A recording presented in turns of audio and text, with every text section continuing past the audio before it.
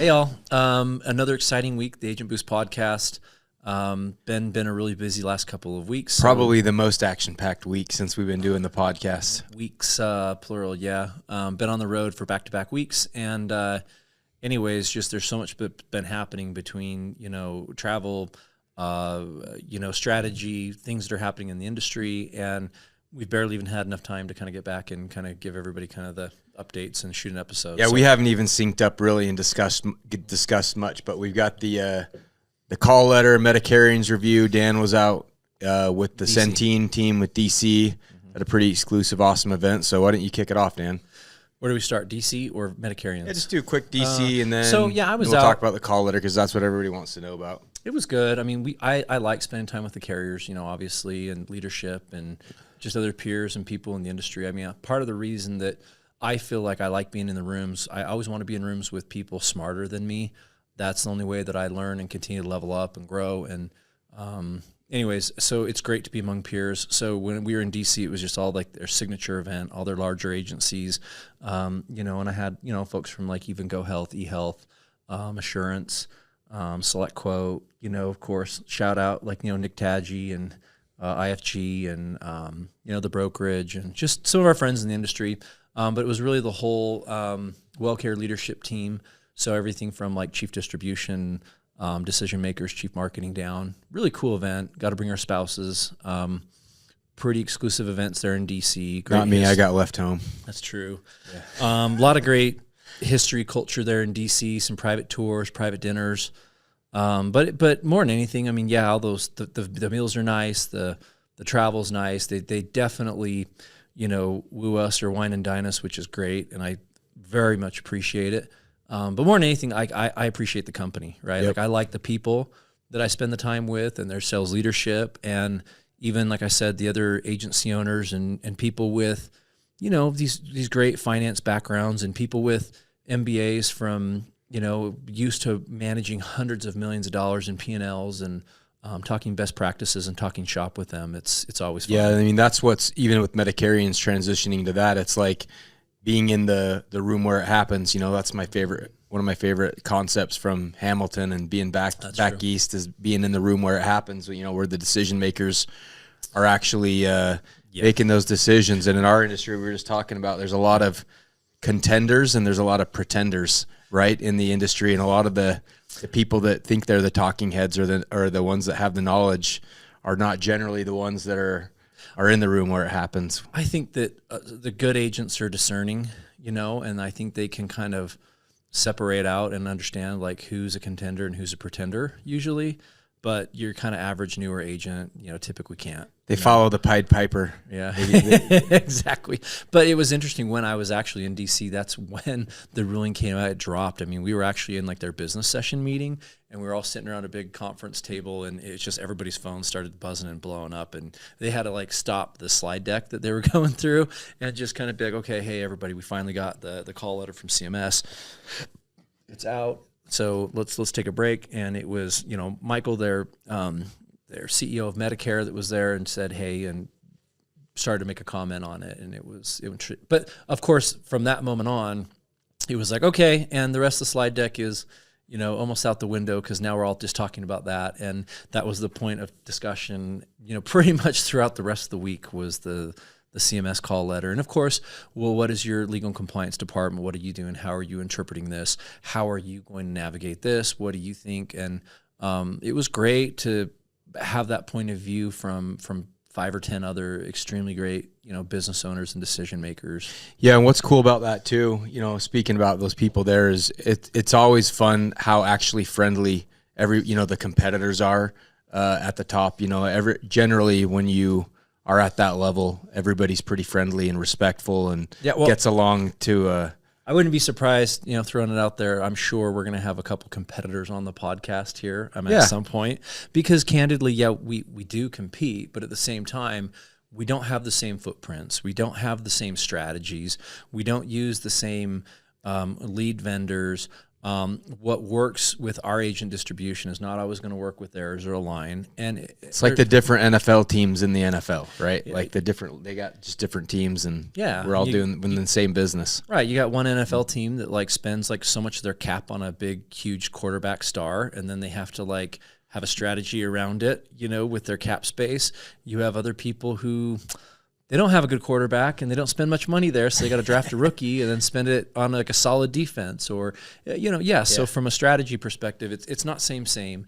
And I will tell you, I love it. I like to kind of be out there in the industry too. Like I had so many good conversations in the last 2 weeks. And one of the things that I really love is having been in it for 17 years now, I feel like I've accrued a lot of knowledge, and I like to spread that knowledge and help people, whether they're part of our organization or aligned with us or not. And I feel like as I keep bringing value to other people, I'm also getting that knowledge and value back from other people too. Yeah, absolutely. And then we kind of just, parlayed that into Medicarians. We should probably talk about that a little bit first, just to set the table of like, right. When we start talking about the call letter and what we think. And one thing I will say is we had the opportunity or could have hopped on like our Instagrams or socials and made a live knee-jerk reaction, but just like always, we wanted to take a beat and actually digest it. Dan was in DC, and I spent 8 hours that night reading probably 1,000 pages of that call letter on Thursday, and we wanted to just have a well thought out approach, because a lot of people had these knee-jerk reactions of, oh, that's the end of the world and the end of the industry, to all of a sudden now it's like everything's fine, nothing changed, it's great, agents got a raise. Well, let's dig into that. Let's talk about Medicarians first, and let's talk about like the conference in general and what we kind of thought of it and what we liked about it, X, Y, and Z. And then I think we can end on going into the call letter, and then we can probably pump out 3 more episodes talking about the call letter candidly. Yeah. So that's something that's got enough content in it that we can't even cover in 45 minutes. Yep. I would just say, so Medicarians, I think that the location, the venue was better than MGM for sure. Yeah, it was at the Fontainebleau, the new much maligned hotel casino in Vegas. It was pretty. It was beautiful. It was great. It felt like it was set up for convention business, which was great. Very accessible. The walk from the rooms was a lot shorter than MGM. Yep. That's for sure. I also didn't feel like I was going to get a disease sleeping in the beds like at MGM. Yeah, the rooms were nice for sure.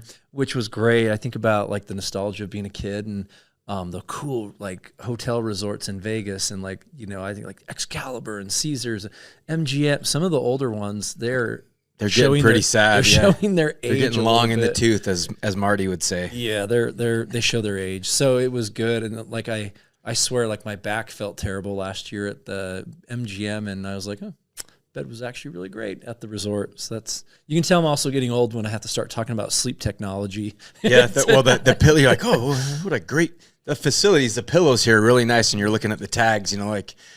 Maybe I'll upgrade my pillows. I didn't wake up with a crink in my neck. So I mean that was good. Again, restaurants were good. There were plenty of on-site restaurants to hold meetings, lots of huddle rooms. So I think the facilities were really good and an upgrade for the conference. I also think that it was about double the size, or maybe more. I don't know like the numbers, but it was significantly larger than last year. I think probably 40% larger, I'd guess. Yeah, I think a couple things added to that, or reason being, number one, I think that more and more carriers and partners and vendors recognize that they missed a great opportunity to grow their business and to network and to have meaningful conversations there, and so more participants jumped in that way. But I also think it's the tone and the nature of the industry right now, with everything being very impactful, that people are more on edge. Things feel tenuous, and so they're kind of wanting to be engaged more than they have been in the past. Would you agree with that? Yeah, and I think that it's a great time. I think I had almost 30 meetings in 3 days, and I know you had the same amount or even more, and it was literally back to back to back to back meetings the whole time. And that's what we were doing outside of the convention center and the tracks and all that for the most part. But it's a great time for when everybody else in the industry is there. It's nice for these carriers to go talk to a lot of their partners, do strategy talk. So we met with carrier partners, agencies and agent partners, vendors, key relationships in the industry. So it's just, it's really turning into it sounds cliche to say that, but a real industry trade show. And it's weird that Medicare hasn't really had something like that. Right. And my feeling is, and you're probably going to say the same thing, is the company that runs it actually does not understand the industry. They've just understood the opportunity. And they understand the expo business. Correct. Too. Yeah. So they do a good job of running the expo Or the convention. But you can tell they actually do not understand the nuances and how to structure our industry, because it was very discombobulated. Well, not only that, but then some of the people that they lined up as, like, you know, some of the content, some of it, and who the speakers are, and some of that was kind of off. But I will say that, again, from a structure perspective, a facility perspective, it was all very good. It was discombobulated, I felt like, a little bit, even for us as a vendor and a sponsor. So we did have a booth there this year as well. So we brought a larger team. Also adding the ACA Summit to it was the other part that I think made it grow more.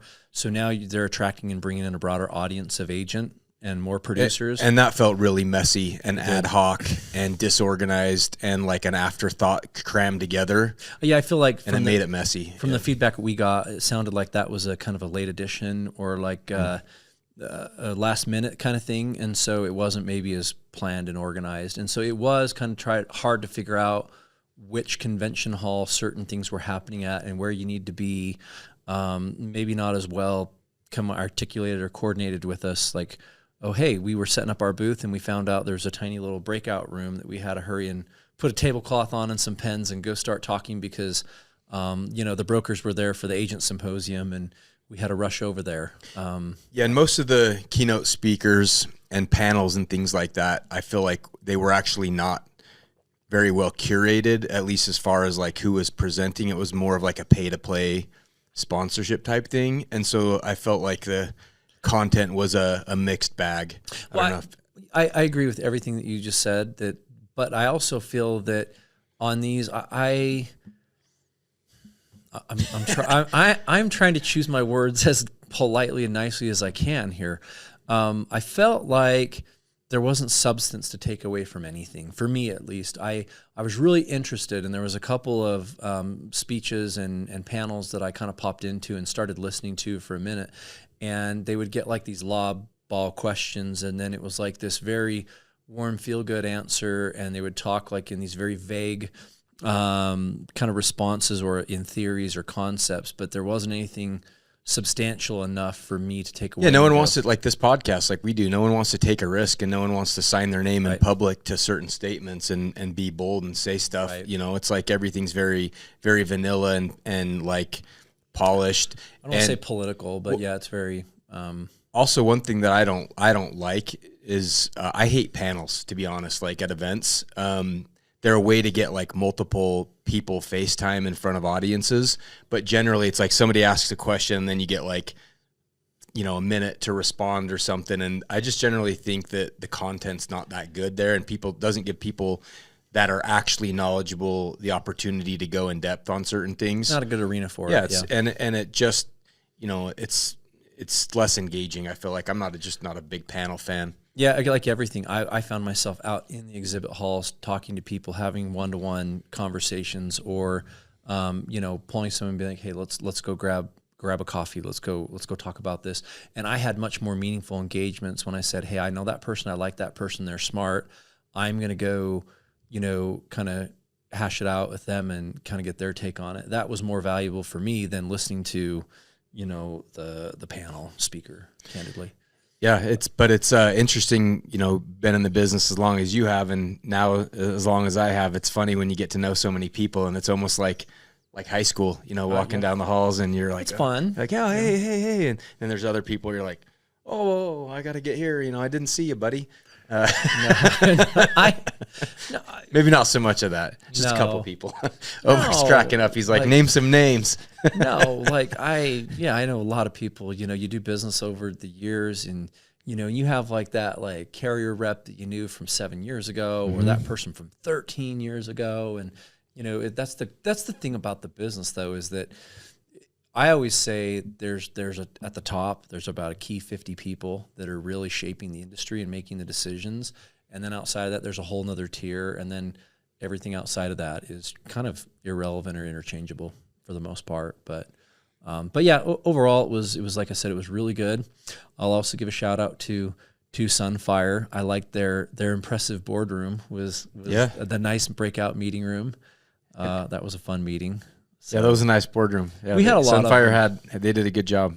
No, but we had a lot of great meetings. So like, to give you an idea, we had probably, I don't know, I would just guess I had 8 to 9 carrier meetings set up that were structured and scheduled. A handful of vendors like, Sunfire that we use, Health Sherpa as like a vendor. So we had like several of those that were coordinated and timed. And then of course, like dinners, lunches with carriers, and even a lot of just, the meet and greet and like the agent symposium. I probably had at least 50 meaningful discussions with agents and agency owners that I just didn't know, and strike up a good conversation, and that was a lot of fun too. Yeah, so we talked about it, and let's kind of set for those of you who weren't there.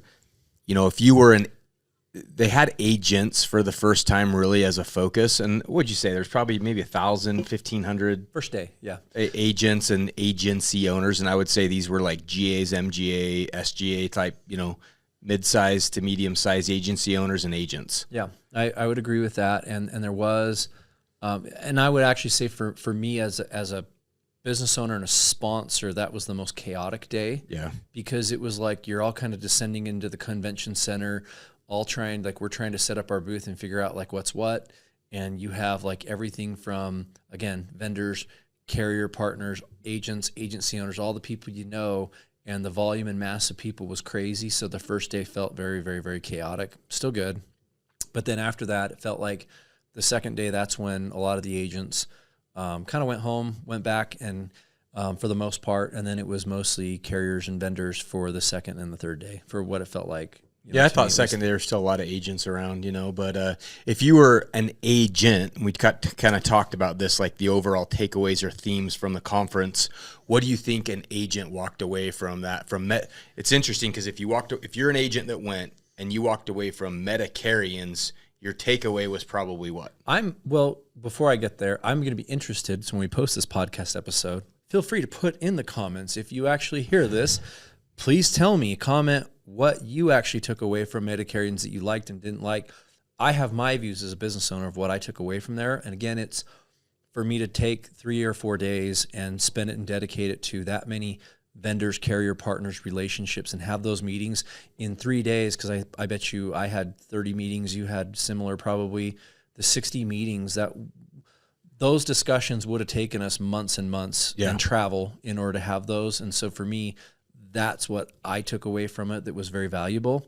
And then just also continuing to let people know about who we are and what we do from a very vanilla brand awareness approach was also, valuable to us. So that's what I took away. For the agents, I don't know. Like if I'm an agent who's been in the industry for a lot of years and I'm good and I'm solid, what did I really get of value other than like a networking event and connections and feeling like you're a part of the industry and feeling like you're contributing with like in the ecosystem of it?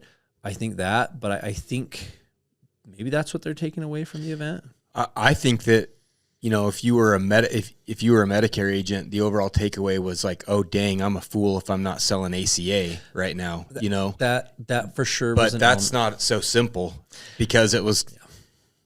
You're right. I think that was the thing. The big takeaway was definitely sell ACA, and there's components to that, and it's multifaceted. It's part of it is because of how hammered Medicare is getting right now, and the intense regulations, and the reality that it's not going to get better, and it's only going to get worse, and there's going to be more of it.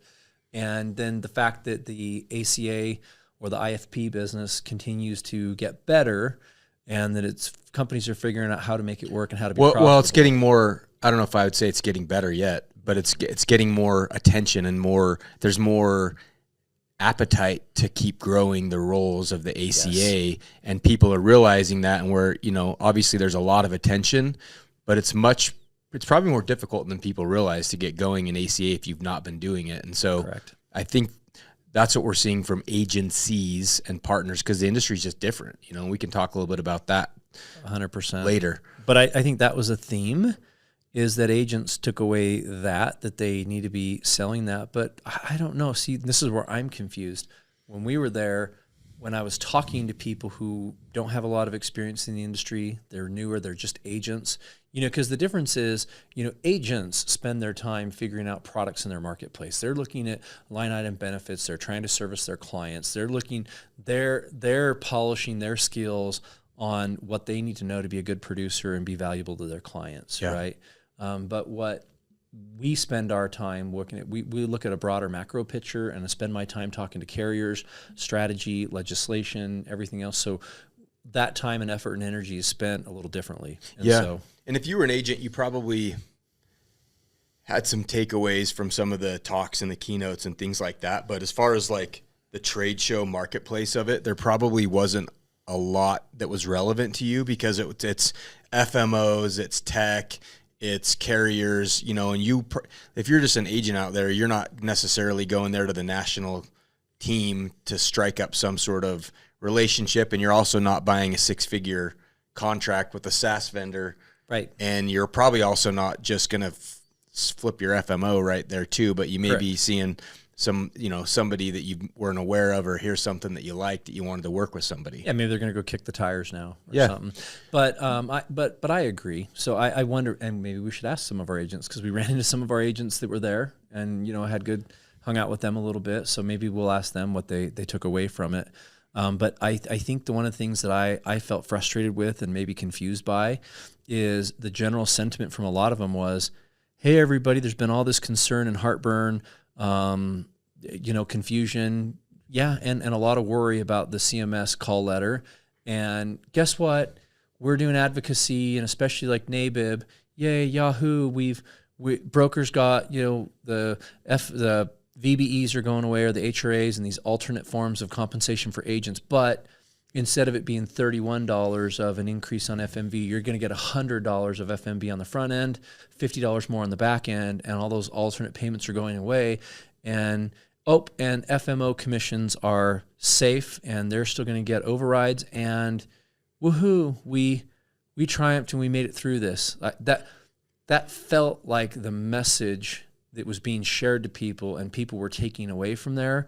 And I think that is completely wrong. Yeah, it is. I mean, it is wrong for multiple reasons, and we can probably get into that. But when you were actually talking to, because really who it's going to matter to is the carriers, and what all the carriers are doing, and this is UHC, this is Humana, Aetna, they're all taking the next week or two and meeting with their brass, their LNC, and they're actually uniting almost on like a joint task force. Their CEOs are. They're actually talking for the first time, and then what they're doing is they're going back to CMS, because there's a lot of ambiguity in this. A couple of things that we'll talk about more, but they're also finally going to CMS to say, hey, we want from you some more definition about X, Y, and Z. And so they're trying to attack this together. And it has been interesting to see, organizations like, AmeriLife, I'm going to name in particular, and Integrity Marketing, where both huge conglomerates, and we call them like aggregators in the industry.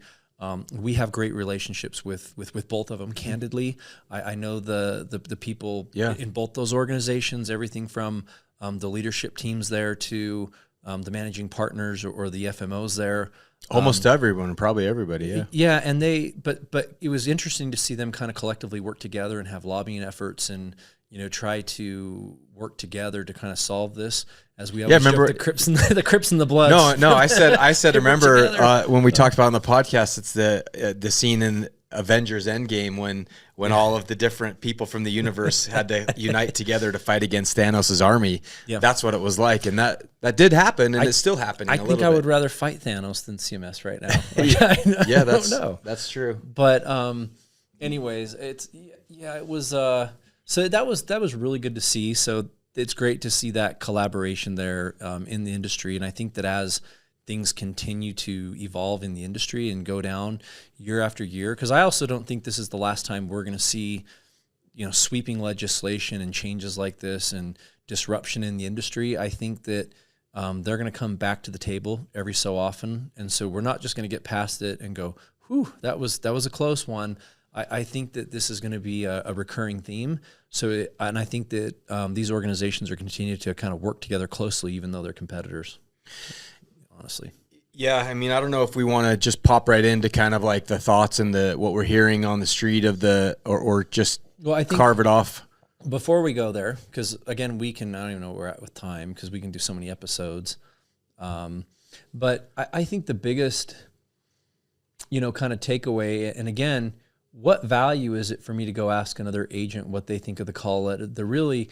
What's truly the problem with it. And first thing that I want to kind of bring up is we're probably going to have some other consultants, some maybe lobbyists, some other people on our podcast episode to kind of bring a little bit more, instead of talking about a broad stroke, more granular details about this and why the things we talk about.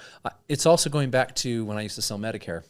And I had every single thing memorized: the Medicare Part B premium, the LEPs, the everything else. But if I would just tell a consumer, trust me, I'm a doctor, I've been doing this for a lot of years, I know it. They don't trust you. I'd have to get out the Medicare handbook and show them exactly where it is. And then they'd be like, oh, okay, story checks out, I trust you. Yeah. I know a lot of these things, but it always feels better when I bring on a knowledgeable source and another expert. It feels different hearing it from an expert rather than me telling you all this. But one of the things that we talked about with a few people is this is the first time ever in the call letter too that there is a severability kind of clause in there, or survivor. So whenever you're doing like a legal agreement, survivability or severability will be inserted into a legal agreement where it says, hey, if any parts of this contract are deemed, illegal or invalid or can't hold up in court, the rest of the document and everything else in here remains. And it's interesting because that has never, ever, ever, ever been in a call letter until now. And so the fact that that's in there, the administration knows there's going to be lawsuits. In fact, we've already had the conversations. The lawsuits, I think, are going to start next week or the following. They've already found a judge to hear it, and those are going to be starting here pretty quick. So, yeah, I mean, kind of in summary, and talking with all of the who's who of the insurance carriers, the actual, all of the big Medicare carriers, some consultants, private equity guys, carrier partners, and other contemporaries in the industry. The reality is, guys, it's not settled, right? And anybody who's saying 562, 591, this plan, this page, blah, blah, blah, blah. It's not that simple, because they're going to go to all their legal teams. We've heard people talk. There's going to be changes significantly. Mm-hmm. And this call letter was 1,300 pages, and it's going to affect our industry for the next, and shape it possibly for the next 5 to 10 years. And it's the most significant amount of changes since probably 2015 MACRA, and even honestly MIPA, and then the Medicare Modernization Act of 2004, when we got PDPs and Advantage plans to begin with. So it's one of the 4 most sweeping, largest changes to ever happen to the federal healthcare industry. 100% agreed. And the other thing too is, and I've had people say, well, but and there's a whole nother element to everything going on too that's political, that's happening right now too, that we can get to. But it's also, there's a lot of posturing going on as well. And it is an election. So we'll save the politics for a minute. But you are correct there with all of it. It's going to be sweeping. And that's what we're saying is, I really feel that there's organizations out there who are right now saying, everybody look at page 591, 592. There's a carve out. We're going to be safe. FMOs are good. So don't worry. There's some posturing going in the marketplace because people, organizations, business owners, it doesn't do anybody good to kind of have everybody in an absolute frenzy and panic. And so I think that that's critical right now. And I think carriers are trying to lead from that kind of, they're saying that right temperament or tone, where they're trying to tell us all, hey, it's okay, we're all going to be fine. And the meanwhile, they close the door, they're on the phone with legal and compliance, and they're locked down for days trying to figure out, like, okay, what the hell are we actually going to do? That's what's happening at the moment. Yeah, but like I said, rest assured, there are going to be significant changes. And let's talk about, the concept, because if you are an agent out there, I've seen a lot of people posting on Facebook groups and things like that are like, oh, we agents got $100 raise, and oh, well, FMOs kind of stick it in your eye, whatever, I actually don't really understand how a good agent would look at that and go, I got a raise. No, in any way, shape, or form. No. Let's just start there. Well, let's start talking more about even that. I think that this call letter is so ambiguous that every carrier is going to be able to go to their legal compliance department right now, and depends on who the carrier is. Some carriers have a lot of leverage, and they're in a great position, and they're in a position where they can now kind of reset the terms or the arrangement to their vendors, who would be FMOs or, that supplier-vendor relationship, and they're going to be in the driver's seat to renegotiate kind of the terms. Whereas there's other carriers out there who are desperate and need the business, who don't have the leverage to go negotiate. And so it's going to look and feel different carrier by carrier, I very much believe. Yeah, and I do. So let's talk about the money, right? Like what we know for sure is gone. The HRAs are going to be gone, right? They call out mileage reimbursement and things like that. Was doing that. That's gone. Per app marketing dollars. So things like MRP from Humana that were tied to a per app, that's all gone for sure.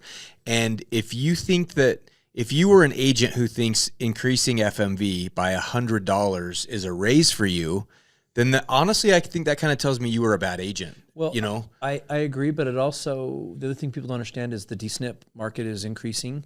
And the other element of the call letter is, of course, now monthly enrollment for DSNPs is a step back. We should segment it out, and we could talk a whole all the HEI and stuff like that. It's a step backwards, but we're talking money, because some of these things they're doing is going to make it to where your policies don't stick, and there's not as much persistency, and your clients don't stick on the book as long too. And so even while they're upping FMV and taking away all these other things, you don't benefit in the long run, because they did some things in this that are going to screw up persistency more and cause more volatility and more movement and more plan changes and more turmoil. And that's why your policies aren't going to stick as long, and it's going to affect the revenue of your business. Yeah. So I think if you were some agent out there that's writing 25 to 50 apps a year, and you weren't very sophisticated, you're probably like, oh, sweet, an extra $100. If you're an agent out there that had, 3 or 4 carriers that you wrote with, and you were doing HRAs, and you were getting things like marketing bonuses and any sort of co-op and things like that, it is an absolute pay cut for you. And you were one of those brokers making $300,000 to $500,000 a year, extremely successful doing that. I mean, yes, you absolutely got hit. Well, and that's on the agent side too. And then on the FMO support side, that's yet to be determined as much of how much that's going to actually impact you as an agent in terms of increased cost for you. They say the poop rolls downhill, or is that the phrase? Yes. Yeah. Rolls downhill. And if there's cuts to the FMO, well, guess what? Well, think of it this way. They're going to have to cut services that they're providing you. Well, so what people don't understand, and I don't think it's been explained well to the people of Congress, even you agents, and especially when people are saying the agents were like, I don't care about my FMO.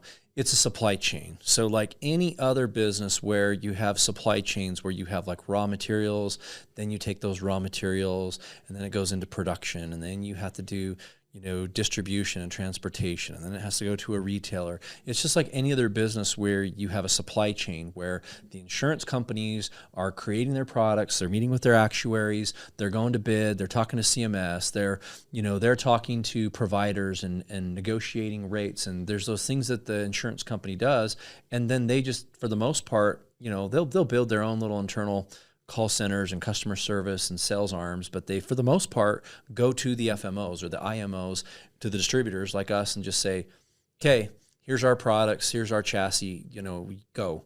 And they leave it to us to go get the distribution and provide a myriad of services to agents and agencies who are then going to go sell to the consumers. And so we're literally one critical piece in the whole supply chain that is not being properly explained that way.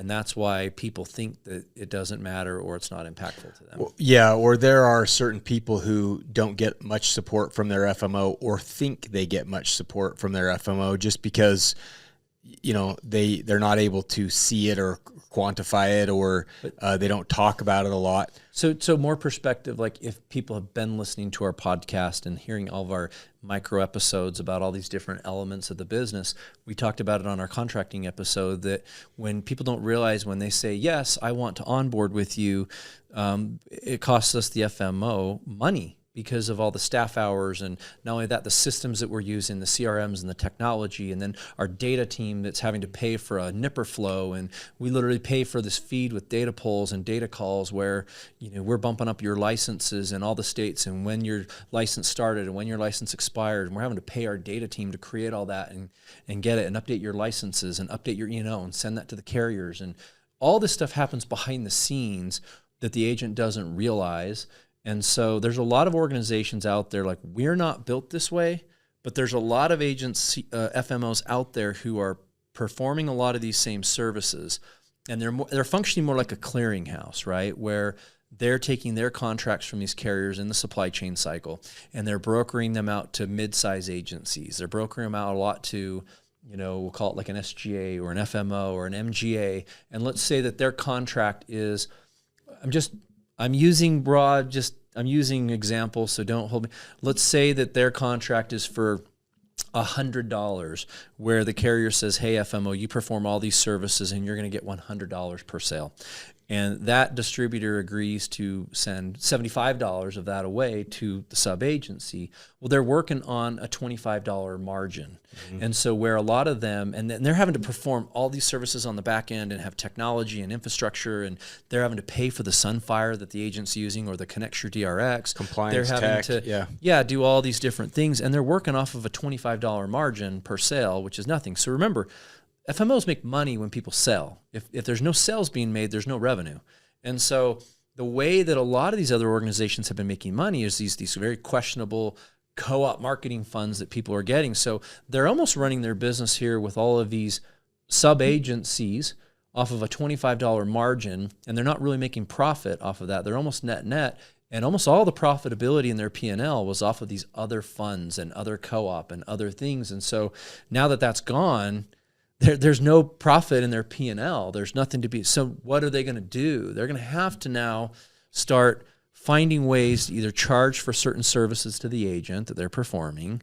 They're going to have to find a way to monetize that somewhere, or they're going to have to pull back some of the services that they're offering in some way, shape, or form. And there's no way that the agent doesn't feel that. Yeah. And I do think that, you know, no matter how you slice it, even with all the question, we've even been hearing it from the carriers and consultants and things like that, that who's probably going to get squeezed. There's a lot of the word compression. The industry is going to be compressed even more. So the people who are at the top, the people who are actually providing the services and the value, are going to have the opportunity to continue to do that. But there's a lot of, I guess I'd say, glut in the industry. And there's a lot of, you know, GAs, MGAs, even all the way up to FMOs who have had contracts in the past and who are essentially squatting on overrides. And you use the example of, I recruited, you know, a few buddies 5-10 years ago, and I've been making overrides on them ever since. And what's happened over the industry's evolved over the past couple of years is the FMOs, the tops of hierarchies in general, are the ones that are absorbing a lot of the costs. They're the ones that are having to solve the lead gen problem. They're the ones that are having to, you know, hire compliance officers and navigate that. They're the ones that are having to pay for tech and tech teams and infrastructure and commissions administrations. And a lot of these mid-level agencies have not been honestly adding value, right? They've not been bringing new brokers in, teaching, training, developing. They've just been kind of like skating by. And I really think that if you're an agency like that, you are going to have a hard time pleading for your value in the industry going forward, because FMOs are going to be looking down and going, how am I delivering these dollars? And carriers are also going to do that too. Right. And there's going to be the opportunity, almost like a resetting of the table, where if you've had one of these contracts, they're talking about standardization of contracts. They're talking about taking the opportunity to evaluate all these levels. They're talking about a standardization. They're talking about they're also redoing that entirely, like taking all away the traditional levels that we've ever had, right? Correct. And they're trying to make it where I guess where the Senate Finance Committee is having a hard time and where they're not understanding is why is it that from a distributor perspective, when you sell more volume, that you get a higher dollar contract per sale? It should be the same amount regardless if you're selling 10 or 10,000, which I understand the reasons behind it, but they don't understand it. And so that's where they're having a hard time. So there could be even some scenario where they're going to evaluate contract levels that IMOs, FMOs, and whatever you want to call us, what we have is going to be based on more like a litmus test of, can you pass these FDR audits? How many agents do you have? How many states do you sell in? What does your infrastructure look like? And what's your office? What's your staff? Yeah, that might be some of the criteria or metrics they're looking at for dollar amounts and contracts rather than having it be sales volume based. So there's a lot of those discussions happening right now. Well, and we already know that there are, I don't want to call it someone specifically, but on the ACA side, there are big, large national carriers, and that's how they do that. They're looking at more of just that. What does your operation look like and your potential and your entity look like, not necessarily your current production and your numbers and your volume and stuff like that. So it would not surprise me at all if they take this opportunity to kind of reshuffle the board a little bit and reaward some of these contracts and kind of, not do it on a straight numbers basis. But I also think that in many ways, though, too, I agree with everything that we've been talking about. But I think that there's going to be a vacuum. So the more that they do this, all my conversations with carriers directly have said, hey, at the end of the day, we need your services. Like the services that you guys all provide in the industry are critical. And, and if something were to happen to FMOs, like we can't just snap our finger and just go and now solve that problem. That would take us years to build out that infrastructure. So we need the services from you. Now, again, like I said, I think there's going to be... And that's all of them across the board. That's not just one or, two or the lower, it's all of them. Yeah. Now, is there going to be more? But what I see happening is there's going to be more of the carriers who are going to have a harder time building all that out or don't have the capital or don't have the infrastructure or the means to do that are going to want to lean in harder and go deeper with fewer, so to speak, and have more meaningful partnerships with distributors and FMOs than some. Whereas I think you're going to continue to see, as we've already seen, some of the bigs kind of having these other counter models that they're going to start introducing and coming up with like alternative sales and distribution strategies. And I think we're going to see that being more prevalent too. The other thing that I'm, really it's ironic and funny is that the e-telebrokers really got a pass on all this. And, here we are sitting back years and the industry at large and the broker community has been crying foul for years about Joe Namath commercials and bad practices from the e-telebrokers. They're always the villain. I always joke with my friend, kind of associations at all the e-telebrokers, like, they have wanted posters on the wall everywhere that they go as the villain. And we have a good time joking about it. But the funny thing is that now with the way they're going to do this, the opposite is going to happen. Yep. And now there's a better margin on the agent sell. And those e-telebroker shops are actually going to grow. And they're going to sell more than they have in the past, candidly, as a result from this. And you're going to start to see more of these... I don't want to say exclusive or captive, but you're going to start to see, like I said, these carriers finding strategic partners that they're going to want to find alternative arrangements with, and they're going to push them and lean into them harder. And it's going to be, I think, the opposite of what Medicare is trying to accomplish. Correct. And the other general consensus is that this is going to make and increase LOA and W-2 type of models. It is. So that is 100%. That was already happening, but organizations like us or us and our contemporaries are just going to go, you know what? Let's just not even deal with FMB. Let's not deal with the government. We'll worry about that on the back end. We'll worry about that on the P&L, and we'll create this alternative compensation model for you as an agent that's clean, crisp, easy to understand, that works, and then we'll make the finances work on the back end and that's what basically everybody's saying, from the e-telebrokers to the bigger FMOs, is LOAs, captive models are going to increase, W-2 employment's going to increase, because it's a way of just solving that circumstance. Business owners like us, entities like us, you nailed it, it's going to change everything because, look, they're trying to standardize commissions. The opposite's going to happen, like I said, because really, to your point, is now we're going to sit back here and go, okay, and look, I dealt with this in the life and annuity world all the time. How often does it happen that a broker calls up and they're like, they beat you over the head because they're like, well, I'm only getting 115% contract on this life product and I want higher. So what? You give them 130% contract, and when the broker doesn't sell any of it, does it really matter if you have 115% contract or 130% contract when you don't sell shit? Anything, excuse me. It doesn't matter, right? There's no money in your pocket whether your contract is 115% or 130%. Yeah. And the same thing is going to happen with this when, they've now tried to create this standardized model to where it's FMV and it's all regulated, and essentially all these large organizations can't operate and run a profit and a margin that way with these tiny little, with the way they're kind of taking a haircut on the FMO side. So candidly, those LOA models are going to grow. And again, it's going to say, well, like everything, do you want to go to the market and be in a model and an ecosystem and an environment when you can go and sell 200, 300, 500 plans a year? And let's say you're on this alternative model or form of compensation and you can make, $150,000 or $300,000 a year, or do you want to get full FMV contract and not get the support and then go struggle to write 20 apps a year and fizzle out of the market and not make it? Well, that's already the case right now. Before this letter even dropped, that's already the scenario for I would say the majority of agents that are newer starting out in this industry or that are trying to get going, is that everybody's lured in by the idea and the concept and what's really great about residual income, right? And that's the shiny gold nugget that attracts so many people into the industry.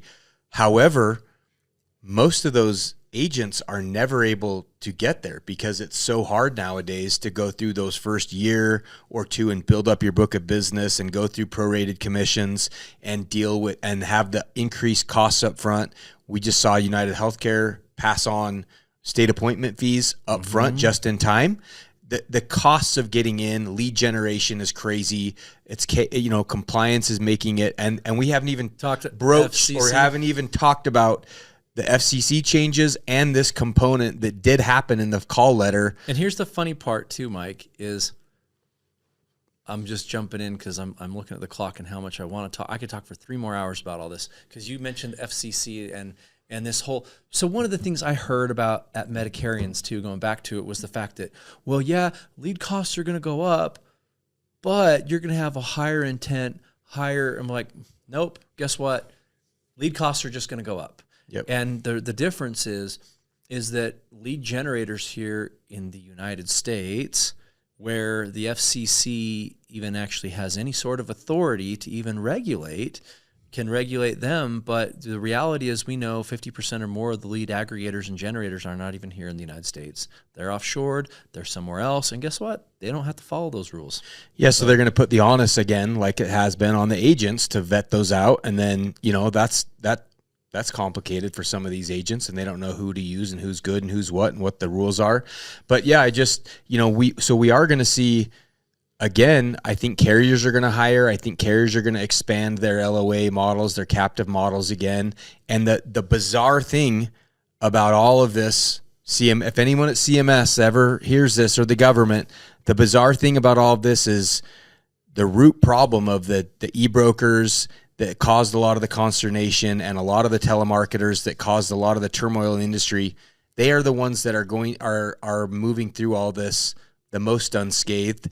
And the other thing is, as a result, you're going to see alternative compensation models spring up like captivity. And you want to talk about, eliminating bias in the industry from a compensation model. How does that work when you're captive and you can only sell this? That's the most biased that you could ever possibly be, but yet that's what's going to happen as a result of this, And so it's like, you change the set of the rules to solve one problem, and it springs up this whole other alternative set of issues, and it's just. And by the way, FMV doesn't apply. Correct. To an LOA agent or solicitor agent. And candidly, we're already talking about it. Like, what's how do you align those LOA models? Because one of the things that makes why we're not worried about this, and why we're already like, I'm actually kind of happy about all this. We've already been doing this stuff for the past 3 or 4 years. We already have LOA models. We already have a lot of W-2s. We have a diverse mix of agents what works for them. We have been saying that to some of the carriers, like, oh yeah, aren't you guys like really like, pooping your pants over that? I'm like, this is, will I have to tweak and adjust and modify, and will it take me 6 to 12 months to really have my defined strategy and come out? Yeah, it's going to take us, some pivoting and some strategy. But no, I'm really not worried about this as far as our organization, to your point, because we contract agents as just normal direct agents. They come to us, they get direct pay from carriers, they do that. That's one type of an agent, one type of opportunity. We have LOAs. We have W-2 employees that are on payroll. We sell ACA products. We sell life and annuity. We sub-distribute to sub-agencies. We have such diversified lines of business and models that we use that this really minimally impacts our organization. It's just us figuring out where our best course of action is, and then going in to lean harder into some of those models, right? And so for us, it's not scary. It's just like, oh man, I gotta like continue to like work hard over and over again, and continue to have my business modified because of legislative changes. Right? Yeah, and this is overall where I'm landing on what's the impact to agents and FMOs is if you are providing value to the industry and to the beneficiaries, to the consumers, or to agents, if you are an entity that is providing value, you are going to be fine. And you are going to continue to be one that offers value to the market. If you're not, if you're one that's been kind of, getting by on some legacy deal or some sort of arrangement where you're just, you've been squatting on overrides, or you've been skirting on this thing. And we know guys out there that have FMO contracts with some of these carriers that personally haven't written policies in a decade, and they're still making, overrides and margins on all these agents that they've essentially entrapped in their hierarchies and haven't been doing anything for them for years. People like that are going to get really squeezed and compressed out of the industry. Which is true. And again, but the counter to that, if you are one of those mid-sized shops and you're listening to this, now's the moment in time to really evaluate what are you doing, what's the value that you're bringing to the agent. The one thing I always go back to and say is like, look, somebody needs to be the person to draw up the whiteboard to show agents and train them and show them how to work. Somebody needs to coach them on their calls and show them what to do. Somebody needs to take them to the in-home appointments, show them how to do a needs analysis, show them what are the right things that they should be asking, and how to do enrollments and actually hold their hand. Those are the things that, just to give you one example of the things that a mid-size agency should be doing and providing value to their agents, right? And again, going back to what you said, the good actors and the good players in the industry and the people who are able to provide a lot of value, whether that's you're an agent to your clients, or that's a mid-size agency to your agents, or top of the house, big FMO to, all your agency partners and carriers. If you're valuable to the industry, you're going to be fine. Yep. Well, I think we could talk very specifically about the compensation and what we're hearing, but we should probably just let's do kick that over. You want to do that now, or kick it over, do a whole podcast on it? No, I think let's wrap it, and then I think just coming soon next week. We'll talk on our next one about. I want to talk really about commenter stuff, the rebuttals, the appeal processes in the call letter. I want to talk about some of the payer reimbursement. I want to talk about the DSNP and the lookalikes, and SSBCI is going away, and a few other things. Yeah, but for now, keep adding value, whether you're an agent, agency, or FMO. Find ways to keep adding value to the agents, to the beneficiaries, or to any of these other carrier partners, because that's how you're going to continue to grow and emerge. And again, if this seems like all doom and gloom, guys, I really do view this as an opportunity for us, for agents that are good, to continue to be the ones that are elevated and insulated against these changes. And being a good agent and doing things the right way are what's always going to separate you. And hard times will just continue to weed out those who shouldn't be in the industry. Yeah, disruption causes opportunity. Yeah. So, final point, to that, what you just said is we're hearing there's also plenty of money interest again in the industry because, like Dan just said, disruption creates opportunity, and there are savvy, sophisticated people out there who see the opportunity to solve problems, and that's what this is. It's going to give us an opportunity to solve these new challenges. Yep, absolutely. All right, catch you all. Thanks, guys. On the next.